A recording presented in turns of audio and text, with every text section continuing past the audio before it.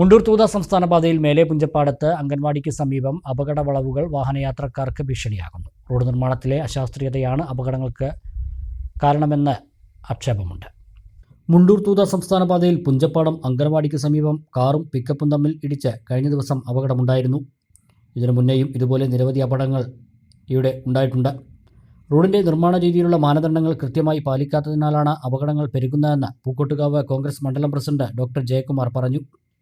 വാഹനയാത്രക്കാർക്ക് ആശയക്കുഴപ്പമുണ്ടാക്കുന്ന രീതിയിലാണ് ഈ ഭാഗങ്ങളിൽ റോഡ് നിർമ്മാണം നടന്നിട്ടുള്ളതെന്ന് നാട്ടുകാരായ നാരായണൻകുട്ടി കൊറ്റിയോട്ടിൽ, രമേശ് പുഞ്ചപ്പാടം എന്നിവർ അഭിപ്രായപ്പെട്ടു. അശാസ്ത്രീയത പരിഹരിച്ചുകൊണ്ട് അപകടങ്ങൾ ഒഴിവാക്കാനുള്ള നടപടികൾ സർക്കാരിന്റെ ഭാഗത്തു നിന്നും ഉണ്ടാകണമെന്നും ഇവർ ആവശ്യപ്പെട്ടു.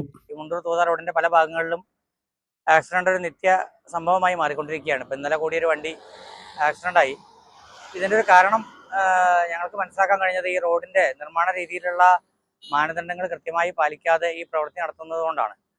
ഇവിടെ ഒരു വളവും വലിയ ഇറക്കവും വളവും ഉള്ള ഭാഗത്ത് ഒരു സൂപ്പർ എലിവേഷൻ എന്ന് പറയുന്ന ടെക്നോളജിയിൽ ചെയ്യേണ്ട ഭാഗമാണെന്നാണ് മനസ്സിലാക്കാൻ സാധിച്ചത്. ആ ഒരു ടെക്നോളജി ഉപയോഗിക്കുന്നിടത്ത് അത് ഉപയോഗിക്കാതെ, അല്ലെങ്കിൽ ഈ റോഡിന് അങ്ങോട്ട് ചെരിവുള്ള പ്രദേശത്ത് അത് പ്രതലം പരത്തി വരികയും അല്ലെങ്കിൽ ഇങ്ങോട്ട് ചെരിവ് വരണ്ടാത്ത ഭാഗത്ത് ചെരിവ് വരികയും ചെയ്തുകൊണ്ടാണ് ഈ ഒരു അപകടം ഇവിടെ സംഭവിക്കുന്നത്.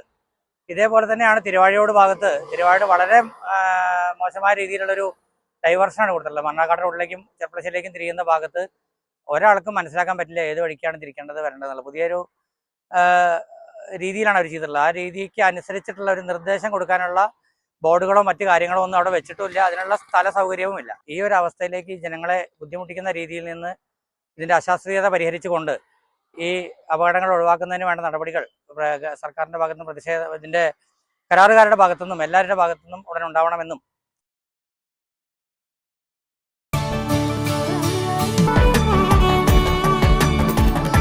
കാലത്തിനൊപ്പം അഭിമാനത്തോടെ Sanju fashion, SBT junction, Sreekrishnapuram, Palakkad.